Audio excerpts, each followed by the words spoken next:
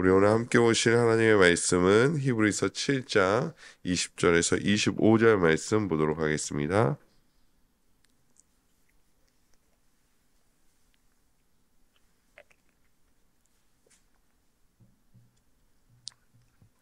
히브리서 7장 20절에서 25절 말씀 한 절씩 교독하겠습니다. 또 예수께서 제사장이 되신 것은 맹세 없이 된 것이 아니니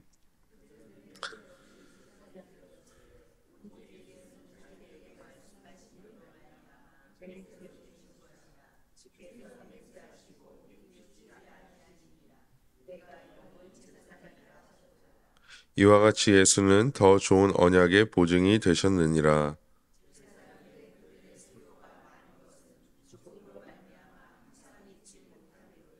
예수는 영원히 계심으로 그 제사장 직분도 갈리지 아니하느니라. 그러므로 자기를 힘입어 하나님께 나아가는 자들을 온전히 구원하실 수 있으니 이는 그가 항상 살아계셔서 그들을 위하여 간구하심이라. 아멘.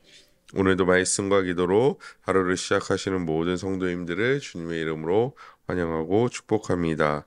오늘 본문 20절을 보면 예수께서 제사장 되신 것에 대하여 맹세 없이 된 것이 아니다 라고 말씀하고 있는 것을 볼 수 있습니다. 우리는 앞서 6장에서 이 맹세에 대한 내용을 함께 살펴봤는데요. 간단히 요약하자면 하나님은 이 맹세하실 때 하나님보다 높으신 이가 없기 때문에 더 나은 것으로 맹세해야 하는데 하나님보다 높으신 이가 없으시기 때문에 자기를 두고 맹세한다. 자기를 가리켜 맹세한다라는 말씀을 우리는 들었습니다. 그리고 사실 우리는 하나님에 대해서 잘 알듯이 그는 굳이 맹세하지 않으셔도 우리에게 내가 이것을 너희에게 해줄 거야 라고 자기의 이름으로 맹세하지 않으셔도 그 뜻을 이루시는 분이시죠. 또한 굳이 우리에게 말씀하지 않으셔도 하나하나 다 말씀하지 않으셔도 말씀하실 또한 필요도 없지만 하나님은 우리를 위하여 말씀하시고 그 모든 것을 이루시는 분이 바로 하나님이시라는 것입니다. 즉 우리에게도 지금 이 시간에도 또 우리 예배를 통하여 하나님께서 말씀하시는 이유, 또한 이 성경을 통하여 하나님께서 말씀하시는 이유는 물론 이 말씀을 통하여 모든 것을 이루시는 하나님이시기 때문이기도 하지만 우리를 위하여 이 말씀을 허락해 주신 줄 믿습니다. 그래서 맹세도 말씀하심도 모두 우리에게 확신을 주시기 위함의 방편으로 하나님께서 우리에게 허락해 주셨다라는 것이죠. 그리고 오늘 본문도 예수님의 제사장직이 맹세 없이 된 것이 아니다라고 말씀하고 있는데요. 이것은 또한 우리가 21절에서 살펴볼 수 있습니다. 그런데 또한 21절 말씀은 시편 110편 4절의 말씀을 인용한 것입니다. 우리 그래서 시편 110편 4절의 말씀을 함께 읽어보도록 하겠습니다. 시작. 여호와는 맹세하고 이르시기를 너는 멜기세덱의 서열을 따라 영원한 제사장이라 하였도다. 아멘. 즉 멜기세덱의 반차를 따르는 예수 그리스도에 대한 예언이 또한 말씀이 시편 110편에 나와 있고 오늘 말씀 21절과 동일하게 여호와께서 맹세하고 변하시지 아니하시는데 예수께서 멜기세덱의 반차를 따르는 대제사장이 되신다라는 것을 하나님께서 맹세하셨다. 자기의 이름을 두고 맹세하셨다라는 것입니다. 또한 이 맹세하셨다는 것은 분명하게 이것이 이루어질 것이다. 이것을 지키실 것이다. 라는 것의 어떤 내용이 되기 때문에 예수께서는 우리의 대제사장이 되셨다라는 것입니다.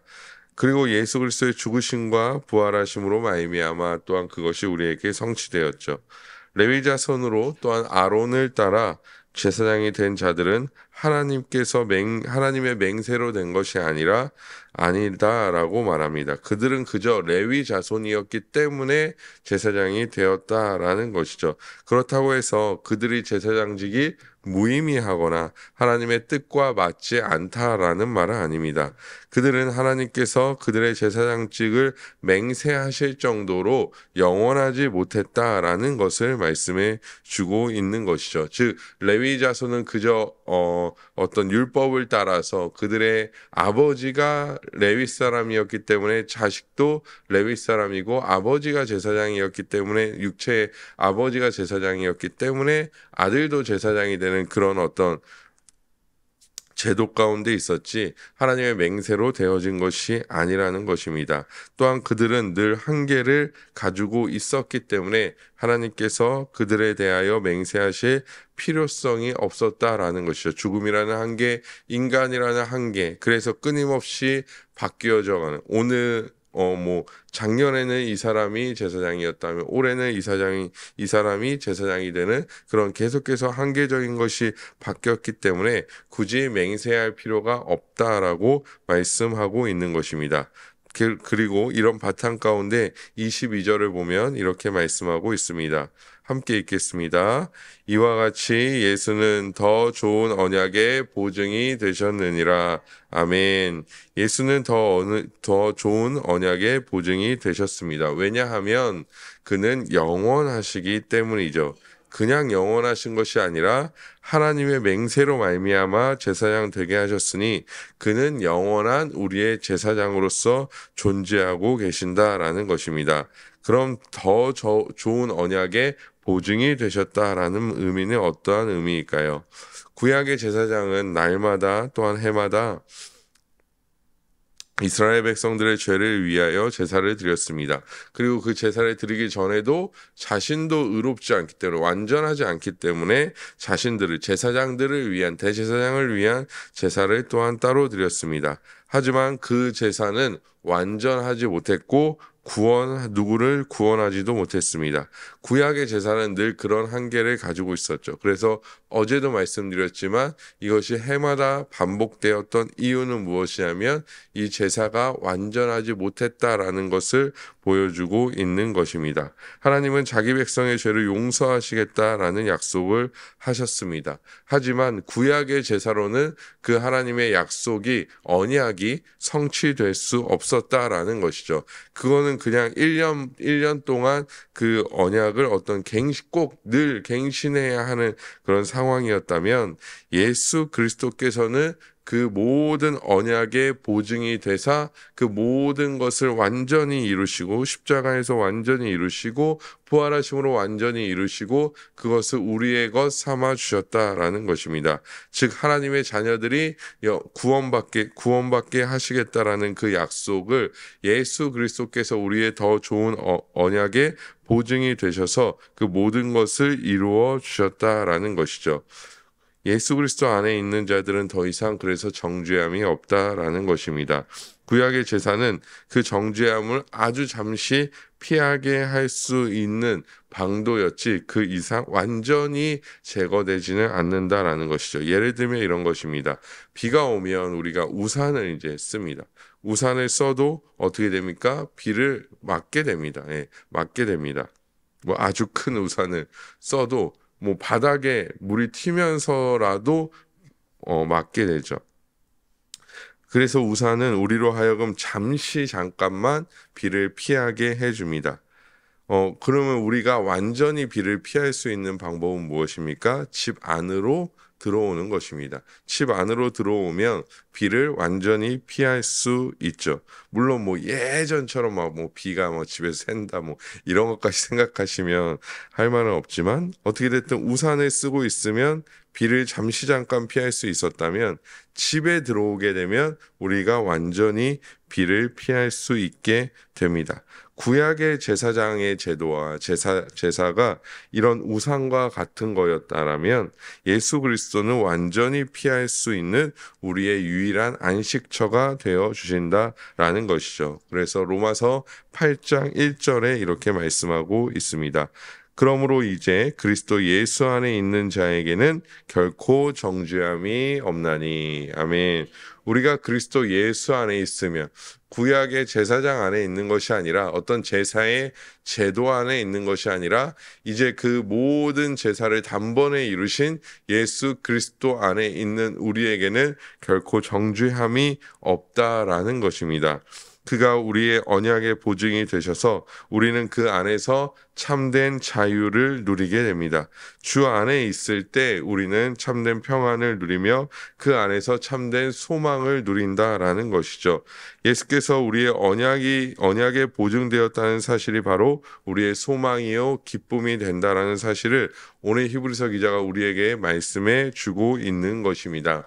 히브리서 수신자, 즉 히브리서를 받는 사람들의 입장에서도 히브리서 기자가 이렇게 말한 이유는 너희가 유대교로 돌아가서 배도해봤자 너희들은 어떻게 됐든 끊임없이 정죄함을 받게 될 것이다 라고 말하고 있는 것입니다. 유일하게 안전한 것이 바로 예수 그리스도 아니며 그 안에서는 결코 정죄함이 없기 때문에 우리가 참 자유를 따라 결국에 하나님의 뜻대로 살아갈 수 있게 된다. 그것이 결국엔 우리의 소망을 이루는 길이다라는 것을 말씀해 주고 있는 것입니다. 그렇기 때문에 우리도 다른 어떠한 곳에 의지하거나 다른 무언가를 바라보기보다는 더 좋은 것이 분명히 우리 눈에는, 육신의 눈에는 보일지 모르겠지만 언제나 예수 그리스도를 의지하고 그리스도 안에 있는 것이 우리의 소망이요 기쁨이라는 사실을 고백하시면서 그 안에 있기를 간절히 소망합니다. 우리의 예배가 그렇지 않습니까? 주일에 이제 청년들한테도 그런 얘기를 가끔 하는데요. 우리가 주일에 교회를 나오지 않고 집에 있다면 어떨까요? 물론 이제 대부분 이 자리에 계신 분들은 그런 일을 겪어본 지가 꽤나 이제 오래되셔서 잘 모르시겠지만 우리가 주일에 교회를 나오지 않고 뭐 코로나 때 우리가 그러긴 했었죠. 집에 있으면 뭐 제 경험상 저도 코로나 때 이제 집에 있었던 적이 있는데 솔직히 말씀드리면 처음에는 막 교회 가고 싶은 마음이 엄청나게 큽니다. 교회 너무 가고 싶죠. 저는 이제 코로나 걸린 다음에 격리를 남들은 2주 할 때 저는 3주 했거든요. 왜냐하면 와이프가 이게 안 나오더라고요. 코로나가. 이게 나와야 되는데. 근데 그때 당시에는 가족은 같이 이게 돼야 되니까. 그래서 제가 코로나 걸렸는데 와이프는 막 일주일 있다가 확진이 나고 이래서 저는 3주를 쉬었던 그런 기억이 있어요. 근데 한 3일 아프고 안 아파서 사실은 한 21일 중에 3일만 아팠고 나머지 18날은 거의 그냥 쌩쌩한 상태로 이제 놀았던 기억이 있는데요. 처음에 예배를 온라인으로 드릴 때는 내가 저 자리에 있어야 되는데 내가 지도하는 청년들과 함께 예배 드려야 되는데 내가 이렇게 아파서 여기 있는 게 너무 좀 마음이 불편했는데요. 그 일을 두 번째 하다 보니까 조금 더 편해진 것 같고요. 세 번째 그 일을 당하니까 아주 편하게 이거 온라인 예배를 드리는 것도 아주 나쁘진 않구나. 왜냐하면 주일에는 막 아침 뭐 6시 때로는 뭐 새벽 주일 그 전에 교회는 새벽 예배 또 담당이면 막 4시, 3시 반 막 이렇게 일어나서 준비해야 되는데 11시에 이제 예배를 드리기 위해서 한 10시쯤 이제 편하게 하고 옷 정도 갈아입고 씻고 옷 정도 갈아입으니까 너무 편한 거죠. 세상 사람들이 우리를 보기에 사실 그럴 수 있거든요. 주일에 다 쉬는데 남들은 다 편안히 자신의 일상을 보내는데 주일 아침 일찍부터 교회 나가서 저희 아파트에서 엘리베이터 타는 사람들이 다 깔끔한 옷 입고 엘리베이터 타더라고요. 딱 보면 다 그냥 교회 가시는 분들이구나 라고 이제 생각되는데요. 집에 있으면 너무 편하고 집에 있으면 그냥 피로도 풀리고 그럴 텐데 우리가 이 예배 가운데 아침 일찍부터 열심히 나오는 이유는 무엇입니까? 우리의 믿음 속에 이 일이 피곤하지만 몸은 피곤하고 때로는 더 자고 싶고 지치다라고 생각되어지지만 예배 가운데 주일에 예배 나오고 뭐 이렇게 예배 나오는 것이 우리에게는 더 좋은 일이다라고 생각되기 때문에 우리가 예배 가운데 나오는 것이죠. 그 마음과 같이 우리가 세상을 의지하고 세상을 바라봄보다 예수께 나와 주님께 나와 주를 의지하고 바라봄이 우리에게는 훨씬 더 큰 유익이라는 것이 단순히 이론이 아니라 우리의 삶의 실제가 되어 날마다 그런 주님만을 온전히 의지할 수 있는 우리 모든 성도님들 되시기를 소망합니다. 계속해서 23절과 24절을 보면요. 당시 제사장은 꽤 많은 숫자가 존재했을 것입니다. 아마도 직무도 다 다르고 중음이라는 한계가 있었기 때문이죠. 그래서 그 숫자가 많을 수밖에 없었다라는 얘기를 해주고 있습니다. 하지만 예수 그리스도의 제사장직은 다릅니다. 영원하시죠. 여기서 영원이라는 개념에 대하여 우리가 잠시 살펴볼 필요성이 있을 것 같은데요. 영원이라는 개념은 단순히 우리가 시간적으로 생각하기보다는 모든 것을 좀 덮는 개념으로 생각해 볼 필요가 있습니다. 그래서 예수 그리스도께서 영원하시다라는 것은 창세 전에도 구약 시대에도 신약 시대에도 지금에도 미래에도 늘 항상 어느 곳을 모든 시간을 덮는 개념이라는 것이죠. 즉 영원이라는 개념이 이 시간 안으로 들어오는 것이 아니라 영원이라는 개념 자체가 따로 존재한다라는 것입니다. 즉 예수 그리스도는 언제나 우리의 제사장이 되시고 오로지 예수 그리스도를 통해서만 하나님께 나아갈 수 있게 된다라는 것입니다. 그래서 단순히 그냥 지금 갑자기 이 히브리서 시대 때 히브리서 수신자들이 편지를 받을 때 갑자기 예수께서 제사장 되신 것이 아니라 영원부터 제사장 되셨기 때문에 그 모든 제사장의 직분을 예수 그리스도께서 그냥 가지고 계셨다라고 보면 된다라는 것입니다.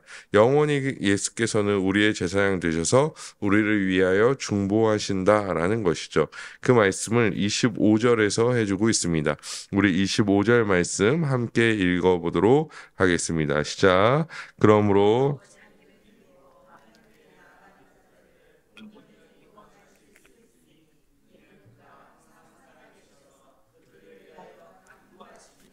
아멘. 여기서 온전이라는 말은 중단 없이라는 말을 품고 있습니다. 뜻의 의미를 가지고 있습니다. 구원은 언제나 우리의 것입니다. 왜냐하면 예수 그리스도께서 항상 우리의 제사장 되시기 때문입니다. 예수님은 우리를 위하여 지금 이 시간에도 중보하고 계십니다. 그래서 언제나 우리는 하나님께 나아갈 수 있는 것이죠. 그것을 우리는 보장받은 자들입니다. 하나님께 나아가는 것이 언제는 되고 언제는 안 되고 이런 개념이 존재하지 않는다라는 것이죠. 예를 들어서 내가 죄를 많이 졌다고 해서 하나님께 나아가지 못하는 개념이 아니고 또한 죄가 없다고 해서 하나님께 꼭 언제나 나아갈 수 있는 것이 아니죠. 왜냐하면 예수 그리스도를 통하지 않고는 아무리 의롭다 보이는 자라 할지라도 하나님께 나아갈 수 없게 된다라는 것입니다. 이것은 취소되지 않습니다. 우리가 추수감사할 때 이제 성례를 했는데요. 때로는 이 성례에 대한 이제 질문을 어린 친구들한테 많이 받습니다. 목사님, 제가 이번 주에 하나님의 뜻대로 온전히 살지 못해서 성례에 참여하지 못하겠습니다라고 얘기하는 친구들이 간혹 있어요. 그러면 저는 그럴 때마다 그러면 너 성례에 참여해서 떡을 한 5개 먹어라. 포도주 5개 먹기가 좀 힘드니까 떡을 한 5개 먹어. 오히려 더 열심히 참여해야 돼 라는 얘기를 합니다. 왜냐하면 하나님께서는 우리가 죄인이라고 하여 멀리 하시는 것이 아니라 하나님께서는 우리가 죄가 많다고 하여 예수 그리스도를 통하여 자신에게 나오는 자를 내치시는 것이 아니라 언제나 예수의 이름으로 전심을 가지고 하나님께 나오는 모든 자들을 받아주시고 또한 구원을 베풀어 주시고 또한 예수 그리스도 또한 우리를 위하여, 그런 우리를 위하여 늘 간구하고 중보해 주시기 때문입니다. 그렇기 때문에 우리는 언제나 예수 그리스도를 통하여 하나님께 나아가며 예수 그리스도만을 온전히 의지할 수 있는 자들이 되어져야 한다라는 것이죠. 우리의 어떠함으로 하나님께 나아갈 수 없다라는 얘기를 또한 해주고 있는 것입니다. 우리가 아무리 뛰어난 사람이라 할지라도 이 세상에서 어떠한 부와 명예와 직위를 위치를 가지고 있더라도 그것으로 하나님께 나아갈 수 있는 것이 아니라 언제나 영원한 우리의 더 좋은 보증이 되시는 예수 그리스도로 말미암아 하나님께 나아갈 수 있다라는 것입니다. 그래서 우리의 의와 공로를 자랑하는 것이, 그것을 의지하는 것이 얼마나 어리석은 일인지를 우리는 알아야 한다라는 것입니다. 내가 이렇게 많은 것을 하나님 앞에 했기 때문에 하나님께서는 나는 하나님께 나아갈 자격이 있어. 이 모든 것을 내가 열정으로 다했기 때문에 나는 하나님께 나아갈 자격이 있어라고 우리는 절대 말하지 못한다라는 것입니다. 우리가 그 예로 누가복음 18장 11절에서 14절을 한번 살펴보도록 하겠습니다. 제가 읽겠습니다. 바리새인은 서서 따로 기도하여 이르되, 하나님이여, 나는 다른 사람들 곧 토색, 불의, 간음하는 자들과 같지 아니하고 이 세리와도 같지 아니함을 감사하나이다. 나는 일해에 2번씩 금식하고 또 소득의 11조를 드리나이다 하고, 세리는 멀리 서서 감히 눈을 들어 하늘을 쳐다보지 못하고 다만 가슴을 치며 이르되, 하나님이여, 불쌍히 여기소서, 나는 죄인이로소이다 하였느니라. 내가 너희에게 이르노니 이에 저 바리새인이 아니고 이 사람이 의롭다 하심을 받고 그의 집으로 내려갔느니라. 무릇 자기를 높이는 자는 낮아지고 자기를 낮추는 자는 높아지리라 하시니라. 아멘. 이 말씀이 어떤 말씀입니까? 바리새인들의 행위 자체가 잘못되었다라고 말씀하시는 것이 아닙니다.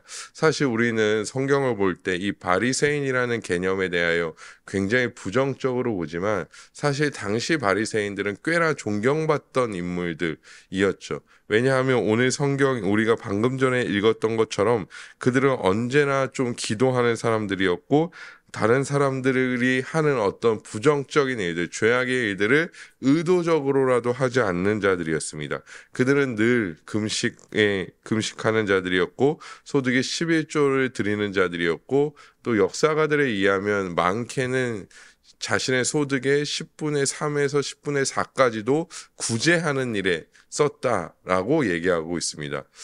우리 중에 우리 성도님들 중에 계실 수도 있겠지만, 저는 11조도 하고 10분의 4까지 남을 구제하는 일에 써라 하면, 이게 쉽지 않을 것 같아요. 나를 구제하기도 힘든데 다른 사람을 위하여 10분의 4를 써라 하는 것이 쉽지 않죠. 그런데 바리새인들은 당시에 그런 일들을 자연스럽게 행하였다라는 것입니다. 그러면 우리 가운데 그런 자가 있다라고 한다면 사실 우리는 존경해 마다하지 않을 것입니다. 자기의 소득의 10분의 4를 거의 절반을 하나님의 일을 위하여 쓰는 사람의 우리가 어찌 존경하지 않을 수 있겠습니까? 그래서 바리새인들은 당시에 꽤나 존경받던 인물들이었다라는 것입니다. 하지만 예수께서 오늘 본문에서 왜 세리가 더 의롭다라고 말씀하셨을까요? 바리새인들은 그런 의로운 일들을 하였지만 중요한 것은 그 의로운 것을 자신의 공로로 삼았기 때문입니다.